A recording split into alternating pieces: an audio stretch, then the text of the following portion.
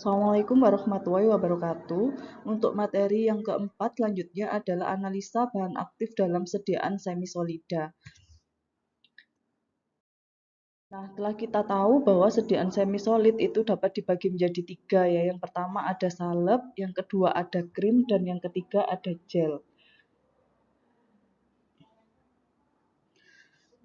Selanjutnya, pada sediaan semisolid ini karena basisnya itu kan ada yang air, kemudian ada yang basisnya minyak ya seperti basisnya air seperti gel, kemudian seperti salep dan krim.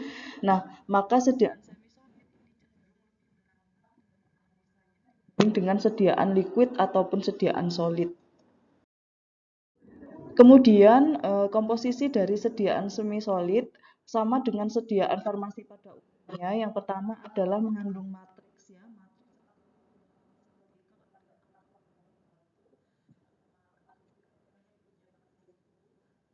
Kemudian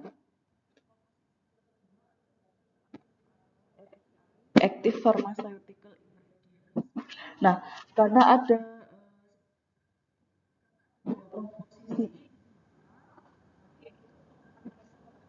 dalam kita juga harus memperhitungkan matriks. Nah, untuk kita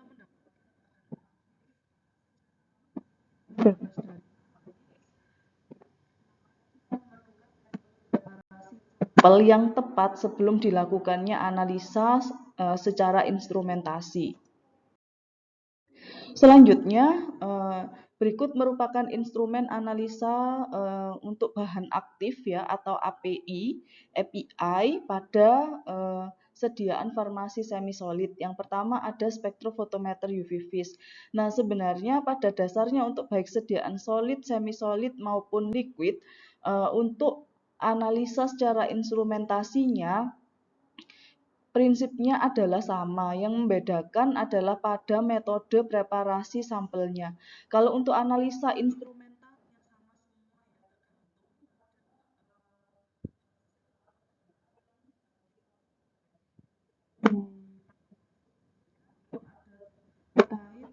spektrofotometer UV vis ya, analisis menggunakan spektrofotometer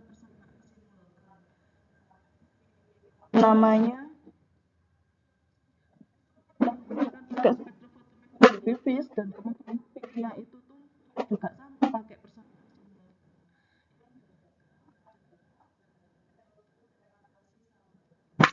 Nah, jika pada spektrofotometer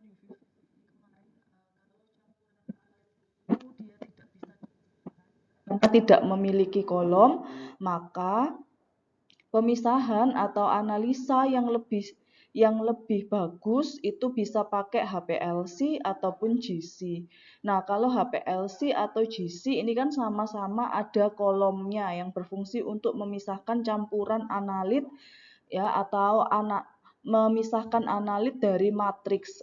Matriks ini bahan selain analit yang ada di sampel kita, baik itu bahan pembantu, placebo, dan lain sebagainya. Kemudian pada instrumen GC sama HPLC ya sama-sama punya kolom, yang membedakan adalah fase geraknya.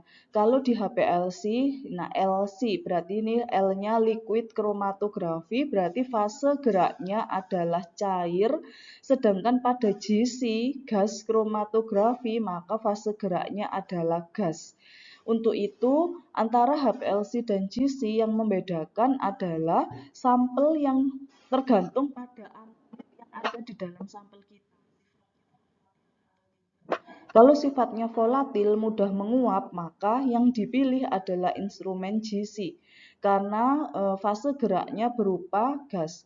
Tapi kalau analit di dalam sampel kita itu dia tidak mudah menguap, maka analisa instrumen digunakan untuk analisa HPLC ya. Kemudian ada juga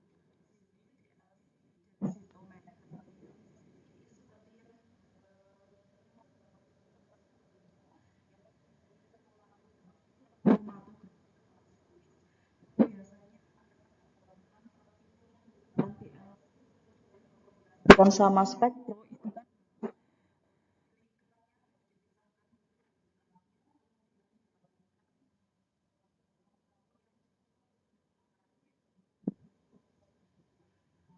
pakai TLC dan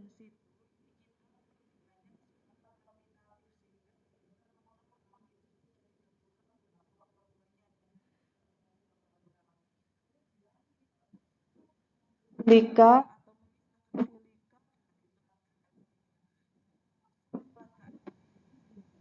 instrumen densitometer. Ya, jadi kalau HPLC sama GC pemisahannya ada di dalam. Kalau TLC dan Sito ini pemisahannya ada di luar, yaitu pakai KLT, ini plat KLT yang kemudian dibaca oleh alat namanya densitometer. Kemudian dasar pemilihan instrumen. Nah, untuk sediaan semi solid sama halnya pada pemeriksaan atau analisa. Dasar pemilihan instrumen yang pertama harusnya detektor instrumen itu mampu membedakan antara senyawa analit dengan senyawa yang lainnya. Bisa kita sebut tadi matriks analit. Jadi membedakan mana matriks yang lainnya. Berarti peak matriks yang lain itu namanya selektif. Kemudian spesifik mampu mengenal respon untuk analitik. Jadi spesifik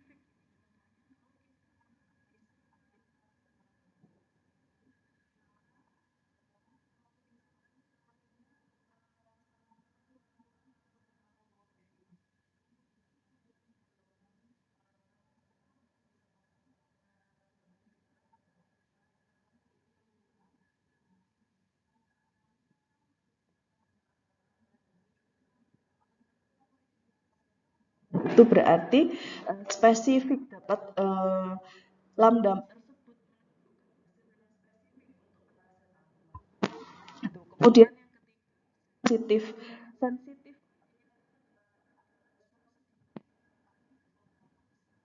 Nah, untuk sensitif artinya dia analit dengan konsentrasi yang sangat kecil. Nah, kalau kita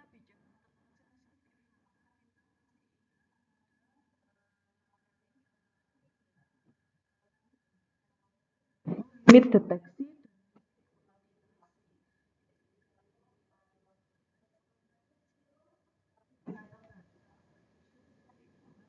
sensitif,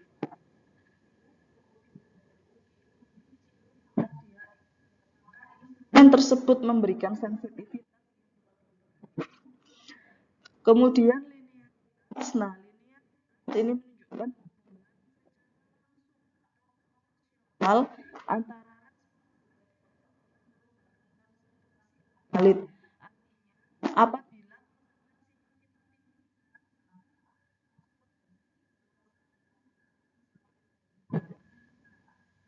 linearitas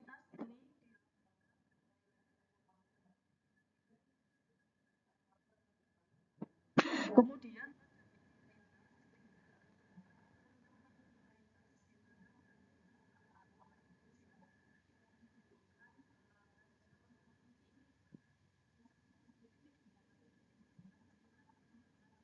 sampai batas rentang pas.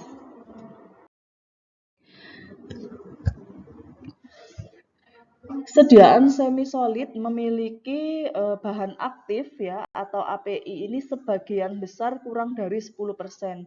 Sehingga cukup dikatakan cukup kecil ya dibandingkan dengan sediaan liquid atau pada sediaan solid. Sehingga untuk analisa sediaan semi solid ini cukup menantang juga karena tadi selain matriks bahan pembantunya itu sangat beragam, maka kadarnya juga lebih kecil daripada sediaan yang lainnya. Nah, apabila tadi kita tahu sediaan kita memiliki konsentrasi yang lebih kecil, maka Di sini berdasarkan AOAC, izinkan atau recovery yang bisa diterima, acceptable recovery, ya, memiliki nilai yang lebih luas rentangnya apabila kita bekerja dengan analit yang konsentrasinya lebih kecil. Jadi kalau kita 1%, maka acceptable recovery analit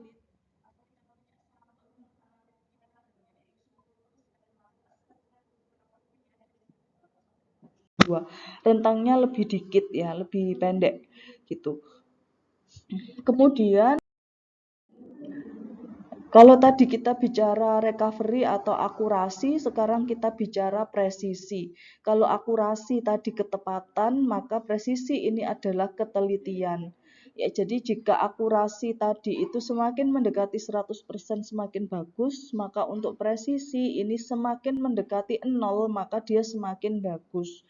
Nah, di sini juga terlihat ya, presisi ini dilambangkan dengan RSD atau Relative Standard Deviation atau persen standar deviasi relatif atau bisa juga disebut dengan persen KV atau koefisien variasi. Nah, dari presisi analit ini untuk nilai RSD ya, nilai RSD acceptable yang bisa diterima apabila jadi toleransi RSD kita bekerja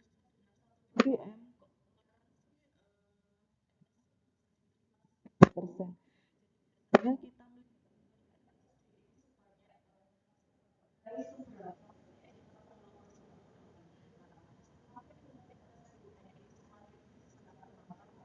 sebenarnya kesalahan yang dilakukan semakin besar.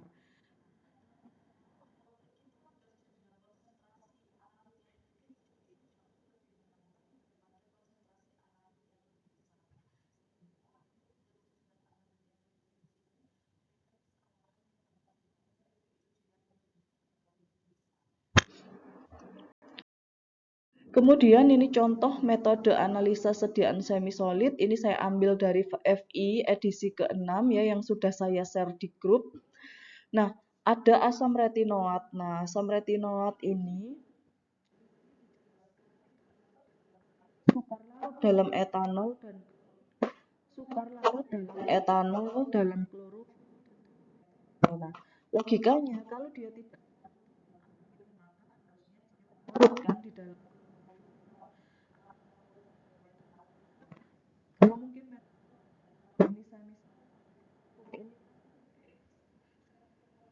maka klorofom ini kan nonpolar.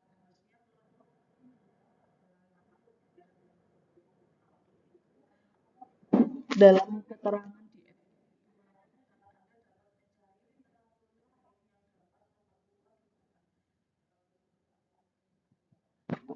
kemudian retinoat ini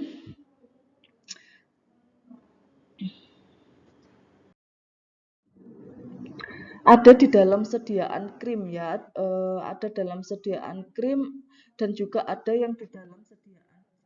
Nah, yang berada di sini di FI itu ada keterangannya, ini penetapan kadar dan seterusnya. Nah, untuk melihat atau untuk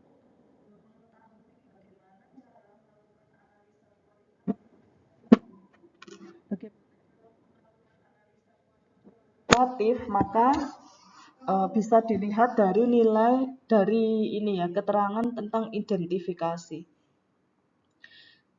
Kemudian untuk menentukan analisa atau prosedur analisa secara kuantitatif dapat dilihat dari penentuan atau penetapan kadar. Selanjutnya untuk penetapan kadar ini kita bisa melihat ya, kalau ada kata-kata penetapan yang digunakan adalah, tapi kalau untuk identifikasi berarti ini untuk analisa kualitatif. Nah, untuk analisa kuantitatif ini pada penetapan kadar kita lihat di sini dia menjelaskan ada fasa gerak. Ada fasa gerak, kemudian ada kolom. Nah, kalau ada fasa gerak, ada kolom, kemungkinan kan dia GC atau HPLC. Nah, sekarang kita lihat kalau fasa geraknya itu dapar, berarti kan liquid, berarti yang digunakan adalah instrumen kromatografi cair kinerja tinggi atau KCKT. Jadi nanti Anda bisa memprediksi apabila ada potongan keterangan seperti berikut. Nah, suruh mengidentifikasi instrumen apa yang digunakan. Jadi harus tahu ya, berdasarkan keterangan pada penetapan kadar. Kemudian di sini fase geraknya ya, kalau kita tadi pakai KCKT, maka fase gerak yang digunakan adalah ini dapar fosfat banding tetrahidrofuran 58:42. Nah, kemudian di sini ada larutan baku, ada analisa sampel. Larutan baku ini artinya kita membuat larutan standar sebagai pembandingnya terlebih dahulu. Nah, kenapa demikian? Karena kita nanti gunakan larutan baku ini untuk menghitung pada perhitungannya ini, rumus perhitungannya. Nah, jadi di sini ada larutan baku ya, larutan baku, kemudian larutan uji. Kalau kita bicara terkait larutan uji, maka larutan uji ini adalah sampel, preparasi sampelnya. Ya, preparasi sampel. Jadi ini ada kata-katanya timbang seksama sejumlah krim. Nah, sampelnya kan krim. Ya, kemudian ditimbang setara dengan 1 mg asam retinoat. Jadi tinggal menentukan kalau di dalam etiketnya asam retinoat itu misalkan 10% ya, misalkan 10% dalam 60 gram, berarti kan tinggal menghitung berapa kadar asam retinoat di dalam satu sediaan itu. Kemudian nanti untuk menentukan senyawa aktifnya berarti tinggal menentukan 1 mg dibagi berapa miligram asam retinoat total di dalam satu wadah sediaan, kemudian dikalikan massa sediaan. Nah, selanjutnya kalau sudah ditimbang maka harus diencerkan ya, dilarutkan dan diencerkan. Pelarutan dan pengenceran ini dilakukan sesuai dengan batas linearitas dari instrumen ya. Kalau misalkan ada instrumen yang dia sensitif maka dia linearitasnya itu sampai bawah, maka pengencerannya lebih banyak. Kemudian untuk analisa kuantitatif tentu saja kan harus mengukur kadar ya, mengukur kadar. Nah, pada pengukuran kadar ini kita bisa menentukan dia pakai metode standar internal, standar eksternal, atau standar adisi. Nah, kalau pada metode standar internal, ya standar internal, maka kita menggunakan satu labu ukur yang di dalamnya berisi analit dan standar internal, di mana standar internal ini adalah senyawa yang berbeda dari analit. Jadi dalam satu wadah isinya analit sama standar internalnya. Ya, misalkan ini analitnya asam retinoat, kemudian standar internal X dimasukkan. Kemudian dicampur ya, dilarutkan dan diencerkan, dicampur, kemudian diinjekkan secara bersamaan. Jadi kalau ada kata-kata diinjeksikan secara bersamaan, maka metode yang digunakan adalah bisa standar internal dan bisa standar adisi. Ya, kalau bedanya kalau standar adisi ini sampel dalam satu labu ukur berisi analit dan standar.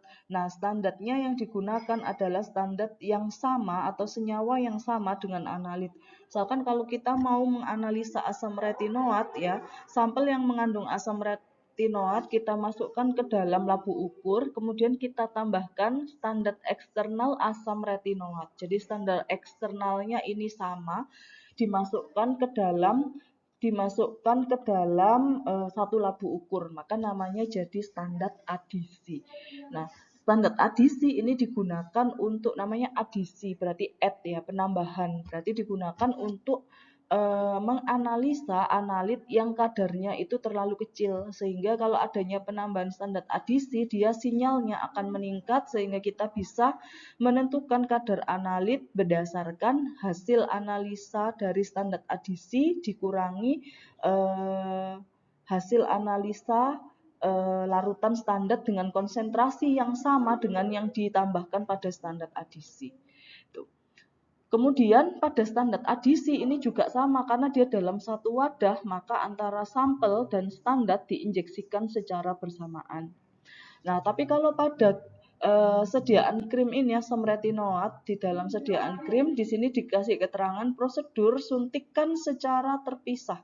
Artinya di sini kan dia dipreparasi secara terpisah antara larutan baku sama larutan uji. Nah, kalau kronologis dari prosedurnya seperti ini, maka yang digunakan adalah prosedur standar eksternal. Ya. Jadi kalau standar internal dan standar adisi tadi itu dia dipreparasi dalam labu ukur yang sama, maka standar eksternal ini dipreparasi dalam labu ukur yang berbeda antara standar sama sampelnya. Nah, kemudian dia kan karena dia berada pada tabung yang berbeda, maka dia disuntikkan secara terpisah. Untuk hasil analisanya dianalisa menggunakan persamaan ini RU per RS ya, ini sama kayak kita analisa spektro pakai metode single point ya. Jadi RU ini berarti respon peak terhadap standar respon peak terhadap uji per respon peak standar, CS ini konsentrasi standar per konsentrasi uji dikalikan 100. Selanjutnya ini pada sediaan gel. Nah, sama-sama asam retinoat tapi dalam sediaan yang berbeda. Karena dalam sediaan yang berbeda, maka identifikasi dan penetapan kadarnya juga dilakukan pada metode yang berbeda dengan sediaan krim. Nah, kalau pada penetapan kadar pada asam retinoat sediaan gel, nah di sini kan dia tidak ada digunakan fase gerak ya, tidak digunakan fase gerak sehingga di sini ada keterangannya juga identifikasi spektrum serapan pada panjang gelombang maksimumnya 300 sampai 450. Nah, maka instrumen yang digunakan dalam analisa ini adalah spektrofotometer UV vis. Kalau menggunakan spektrofotometer UV vis, maka untuk penentuan kadar bisa menggunakan persamaan seperti berikut. Jadi kita membandingkan antara sampel sama standarnya ya, absorbansi yang diperoleh dari sampel sama yang diperoleh dari standar, kemudian kita menentukan konsentrasinya.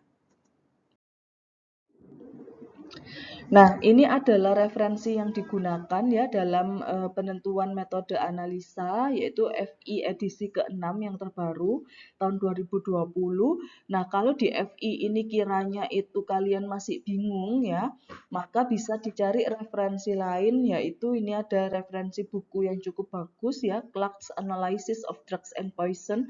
Jadi ini bisa digunakan sebagai referensi pembanding apabila dirasa